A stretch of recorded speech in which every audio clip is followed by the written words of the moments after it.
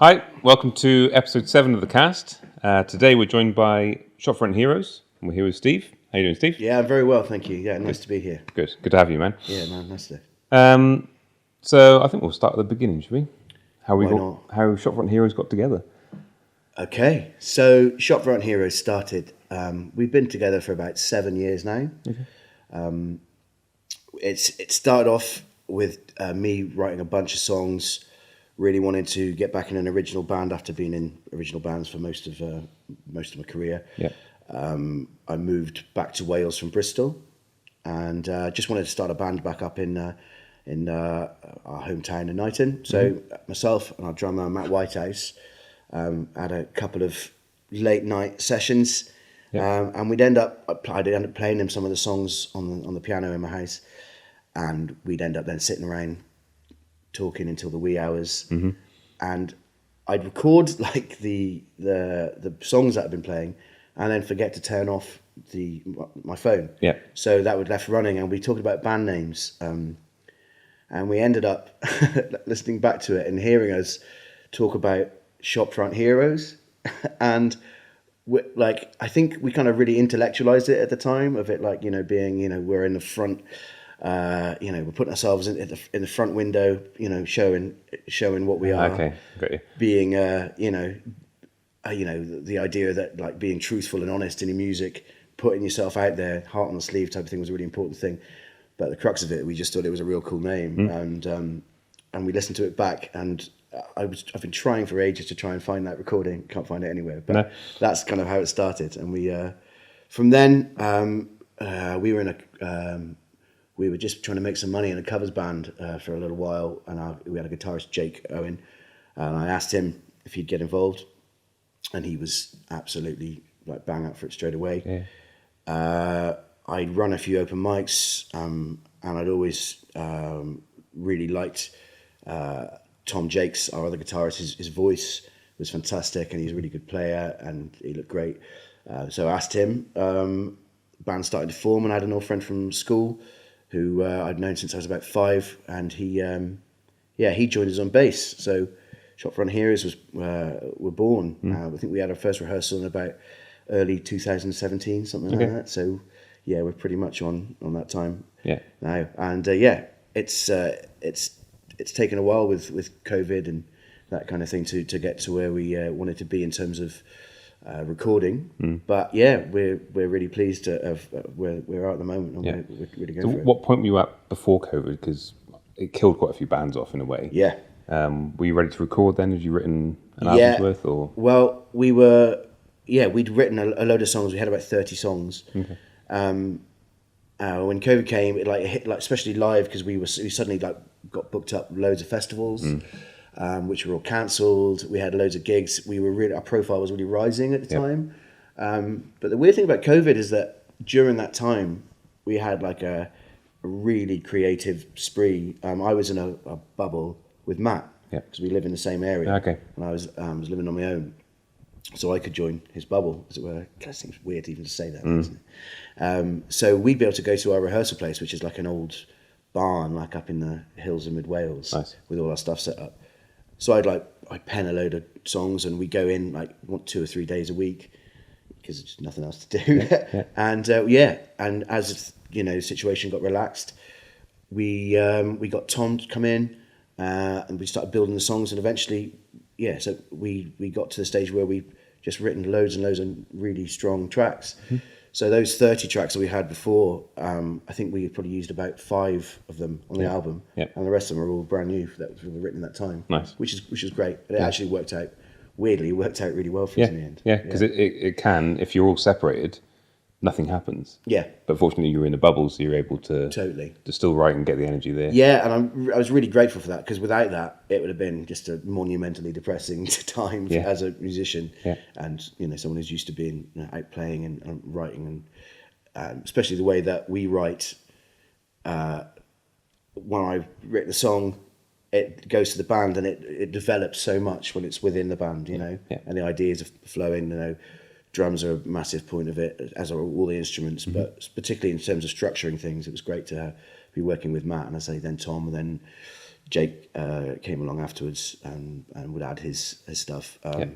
And then our bass player would join us as well eventually. So that was great. So in terms of writing, you predominantly write the songs and then bring it to the band. Yeah. They'll put all their own stamp on it and everything. Absolutely. There's times where we'll like just jam and get some ideas and if there's something that comes from a jam, I can take that and then maybe use some ideas for that to embellish those ideas.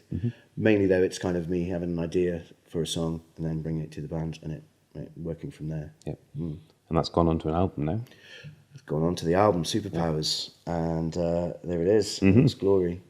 So yeah, Superpowers. We really wanted to move as fast as we could after lockdown. So we did a lot of pre-production. I produced it, and we worked really hard at like looking at how it's going to work as a record and.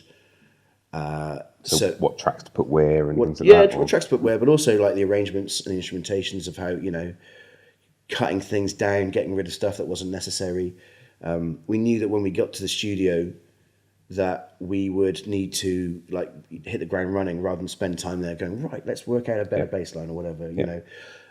So that's kind of what, that was our sort of our process on that. Yeah, that's the next thing I was going to ask is when you're in the studio, did you use that time to figure stuff out? But it sounds like you already did it beforehand. We did. There was a slight bump in the road that our bass player at the time, Stu, had a lot of other commitments on the time and couldn't commit to being in the studio at Rockfield with us.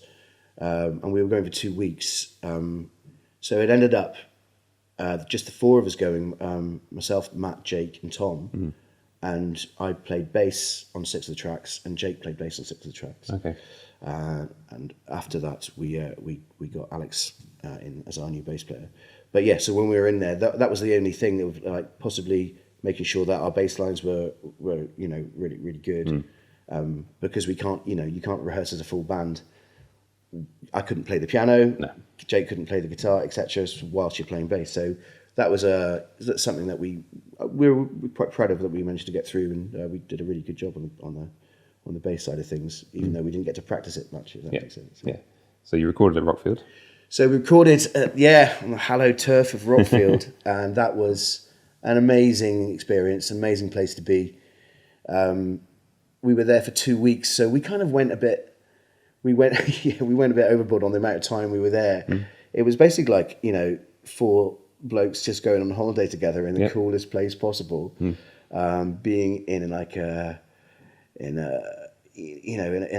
arena that was just magical, and it was just so rich with history. So many of our heroes recorded there. Did you find that it brought something out in you as well, being in that space? I think so. I think sort of there's a lot of tracks on our album with piano and using the same piano that Freddie played on A Day at the Races and on Sheer Heart Attack and Night at the Opera, not Day at the Races. That was quite something, and like playing it and hearing you have to play that piano really hard, right? And it's like you can hear a lot of the early Queen stuff, how percussive the piano is. You also have like the owner Kingsley come in and just continually tell us rock and roll stories from dawn till dusk. So there was a lot of good vibes being in there. It was really, really wholesome.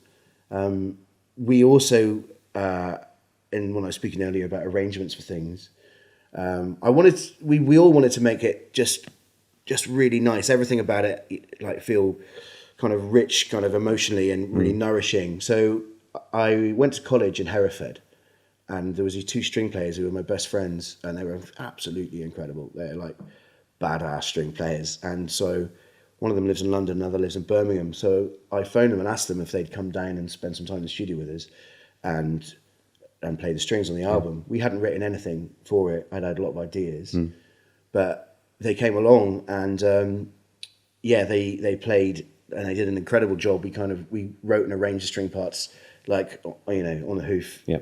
And it just made such a difference to it. It made it like epic, which is what we were after. We also, an old band that was in called Halo, who we did quite well with in Bristol, sort of in the noughties. They're in a band now called the Dusk Brothers. Those guys came up and sang some harmonies. Oh, we nice. got them to play like some crazy electric violin solo at the end of one of our songs. yeah, absolutely amazing. So that kind of stuff it was great to be surrounded by like amazing musicians and an incredible place, right in in the middle of Wales as well, which is was important to us. And yeah, did I tell you about the Male Voice Choir? No. Okay, so there's a song which was our third single on the album called Kaya Bryn. Okay. Which is Kaya Bryn is the name of a small holding my dad and my whole family had back in the early 80s when I was very, very, very, very small. And without kind of going into the song too much, I guess you could probably listen to the song and get what it's about. Yeah. But it's near a town called Ryder, or Ryder, depending on where you're from. And we asked them basically if they'd want to sing on Kaya Bryn. So I wrote an arrangement on Pro Tools and recorded all the voices for it myself. Spoke to the conductor, the choir master, like Jonathan Pierce, his name is, and he notated it all for the choir. Nice. I went to a couple of rehearsals and sort of, taught them how to do it a little bit, and then, it was pretty amazing to hear. You got them to come down to Rockfield. So they came down to Rockfield. Yeah. We'd been there a week and we'd got a lot of stuff done. And they arrived on the Saturday. It was the same day as the Wales-England game. So they were like really keen to get in the morning and get everything done, and then get to the pub. So they came down. It was very funny. They all came on the bus, all like their sandwiches in their hand. It was like herding cats. They're all off. They're all looking in the kitchens, going to different areas. Yeah. Like, right, come back, lads. So they were all a bit nervous to start with. So it must be quite intimidating, really. Yeah, well, it kind of is because there's only a very small window to record it. If I'm honest, they probably hadn't had a lot of rehearsal. Right. So when they came in to do the recording, they were a bit nervous. So it was probably about 11:30, 12, like midday, and said, "Does anybody want a beer?" And they were like, "Oh, right, yeah, beers for everyone." So anyway, then as I was then sort of trying to help with the conductor and then go through the parts of them, the rest of the boys were just on shuttle runs constantly back and forth to Monmouth, getting more and more beer. Matt was really pissed off because he had like a whole case of Stella he saved for himself. That went in seconds. There was about sort of 30 of them, and they probably had about like 7 beers each by decent by about 1 o'clock. So it was like a constant. They must have thought we had like a magic beer fridge that was just constantly full. But it was wicked. I mean, like we got a really good result from them. It sounded incredible. In Rockfield, you have like it's in the quadrangle where we are. There's the recording studio on one side. There's a big live room at the back where we did the choir. And on the other side of the quadrangle, there's a whole room, which is like an actual reverb room where they've got it. So when you're singing through like all the mics there, it's piped across into this huge room, which is basically engineered and constructed to be like to get this natural reverb. Yeah. So when you hear the reverb on a record, it's not digital reverb; it's actually the sound of a room. Of a room. Yeah. Which is awesome. I mean, that you don't, get that in many studios at all. Not at all. And so we were really pleased with the choir on that. And if you listen to the record, then you'll get the vibes on it. Yeah. How did it feel being in the control room when they were singing? Yeah, just hearing it coming back at you. Honestly, it was quite emotional. Yeah. Like there's something like a Welsh male voice choir. It'll get you, And singing one of your songs. And singing, one of our songs. It was. Yeah, I'm getting like goosebumps thinking about it now. And it was very much the same with the strings and hearing it happen as well. It's as I say, it's a magical place. Yeah. And everybody there was so professional as well. Our engineer Jack Boston was exceptional, really really good. Shout out to Jack and everyone at Rockfield. They were brilliant. We had an amazing time. Good. Yeah. How would you say before you went into the studio, your preconceived ideas of how the album would sound to how it came out? How would you say that went? Well, was it completely different? No, it was exactly as I wanted it to be. Yeah. But I would say that because I produced it. Yeah.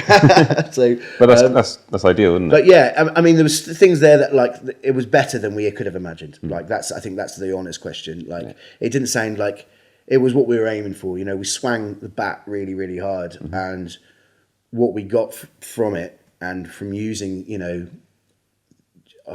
old friends and like the choir and the strings, and having Graham and Ian from the Dust Brothers there. There was, as I say, this was just like, it was such a wholesome, nutritious process.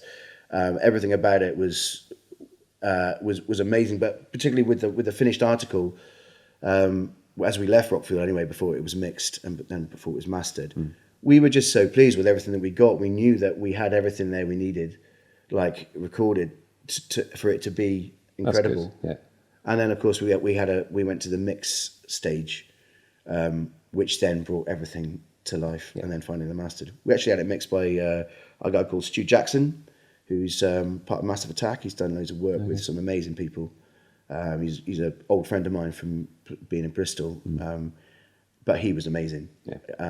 He just did an absolutely superb job and had some really good ideas in terms of a few sort of extras at the end as well. So he is brilliant to work with, and we'd really like to work with him again. Yeah. So you recorded it in quite a special place. Yeah. And you got it mastered somewhere as well? We did. We went to Abbey Road. And spent, I don't know, a good hour trying to get the photo right of us walking across. It was only me and Tom though, so it didn't quite work. But yeah, that was something else. So you were physically there. So we went in. We went in there, and the guy that mastered it was a guy called Sean McGee, and he used this sort of mastering suite that was designed by Pink Floyd when they did Dark Side of the Moon. Wow. And that's the only one in the entire world that'll sound exactly like that, because it was, constructed by them and by their engineers at the time, which is still in the room. And Sean's worked on, he's like remastered all the Beatles stuff, he's remastered all the Queen stuff. Okay. Like, he's done stuff with Rush. Like, you could just name drop forever with what he's done. Yeah. But he really liked the stuff, so it went from being quite sort of formal and a bit awkward to start with, because there's like loads of security. Like, you're supposed to be here, full badges. You've got tourists outside snapping everywhere. So when you're sat on the steps having a photo, everyone's going, "Oh, who are these guys?" You know what I mean? So you felt like a proper legend. So then he gave us a tour of the entire building, and what was the coolest thing when we were there was I just heard this music, something from my childhood, was like something nostalgic was ringing in my ears. I was thinking, what is that? I was thinking, I'm sure that's like Indiana Jones. So me and Tom, we weren't allowed to go this morning because they were recording, and then all of a sudden, all these string players came out, and we saw this huge room where they record all the scores for films. Yeah, it turned out they were recording the score for the new Indiana Jones movie. Wow! So it was just nuts just to hear it. It was very cool. Nice. Yeah, that's brilliant. So that's the recording side of it. Yeah. Live work. What's in the pipeline for you? Well, we're going to be here at the Foundry on the 27th of April. Yeah, so we're really looking forward to that. That'll be our first gig of the year. Will it? Yeah. Okay. So we're really, really looking forward to that, and we're going to be doing a tour. We've just started booking a tour, which is going to start in May. We've got a couple of dates so far, which is May the 9th. We're going to be in Shropshire and Bishop's Castle, which is fairly close to us, which is a great venue called the Vaults. It's a lot of touring bands are there. It's really, really good. It's nice. Proper place, sawdust on the floor type. Really, really cool. And then we've just got a gig at Zanzibar in Liverpool on the 10th. And then from that, we'll be looking then to get some more dates. We've got Portsmouth, Southampton. We'll be looking to do a London show. And we'll hopefully do some more shows north as well. Also, we'll do some more local things to us, like playing at the Lost Ark in Raider, hopefully. And whatever we can get. Nice. So it'll be a full nationwide tour. Yeah, we're hoping so. We're hoping to get something with Wolverhampton as well, and sort of in Black Country, and in also Birmingham way. We'll see what we can get. It's really hard. We're unsigned, so everything that we do, like including all the album, all the bookings, everything, it's just us. No manager or anything? So we haven't got a manager. I think we could do with one as things are ramping up. Yeah. Because a lot of people don't realise the amount of work that goes into being an independent band. It's like running a business, being with your friends, and trying to be hugely creative at the same time. Yeah, so those two things are really difficult to balance because they can be stressful. Just booking a tour without an agent is exceptionally difficult. Endless correspondence. Yeah, there is. It's constant emails and just things like booking photo shoots. That's stuff that's great to do and it's essential to do, but it's hard sometimes.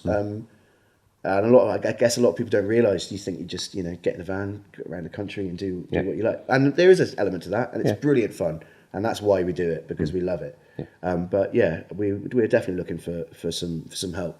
I think, like the management and an agent. I think that's something that will be our next stage to go into. Okay. And then anything else in the pipeline at all? Yeah, so we talked about recording Superpowers, by the way, which I wouldn't mind showing you in a minute, actually. Can I show you? Yeah, go for it now. Yeah, okay. Yeah, let me just show you Superpowers, because we got this done by DMS. The artwork was done by a friend of ours called Isabel Weaver. Mm-hmm. So she did this like amazing, I'll just hold it there, this amazing artwork at the front. This is us leaning on Kingsley's Rolls Royce in Rockfield. Nice. But the cool thing about it, as well as all sorts of other things, can you just grab that? Yeah, grab that. So, nice little collage inside of all the people we work with, and everybody who was on the album was on this little collage here. But inside, is a bit of a joy. This is our beautiful pink vinyl, which you can buy from our website and also on Bandcamp as well. Yep. With their limited edition, so get them while you can. And yeah, we're now looking to record our next album. Okay. So we're doing a live recording for you guys today as well. Yep. One of those songs no one's ever heard before, which is a song called Brittle Wings. We're going to do. We've got about 5 or 6 songs ready now. Okay. We're aiming to be back in Rockfield for, I reckon, around October, November, if possible. Mm-hmm. I'm not sure if we'll do the full 2 weeks there this time, because that was, I don't know, it was fairly luxurious. Yeah. And in theory, you'll know the place as well now, so you should be able to go in there and switch it on quite quickly. Absolutely. And I think, when you go to places like that, you learn a lot about how you could be possibly more efficient being there. I mean, like I said, when we were there the first time, well, the only time, it was very much, we enjoyed it like loads. And 2 weeks is an amazing time. We ate some great food, we drank a lot, and we made some great music and hung out and had a lot of laughs. I don't sound like Sir Black, but we had a lot of laughs. This time I think we probably would go in hopefully if we can do a week there, we think we could probably get this sort of a, something similar. Yeah. Yeah. I think this album will be a little different. Okay. It's kind of, I lean to quite a lot towards sort of more sort of pop stuff, but other people in the band are like a lot heavier stuff. So yeah, it'll be interesting. Yeah, I guess you'll hear one of the tracks today and get a bit of an idea about what it's like. Yeah, but we're looking forward to the year ahead. Really looking forward to it. Well, it sounds like it's going to be a busy one. Yeah, it will be. And yeah, we're really hoping that some good festivals come along as well. We've got I can't say now because I don't want to sound like a tool if they don't come up, but there's 2 big ones, particularly big ones that we're hoping to get confirmed. Yeah. And as much else as we can as well. Yeah, really, really cool. Well, we'll keep our eyes open and see what's. Please do. Yeah, please do. Bro, well, let's check out some music, shall we? Thank you very much, and thanks for having me on today. Nice one. Thanks for coming in. Nice one. Cheers. Cheers, buddy. Nice one.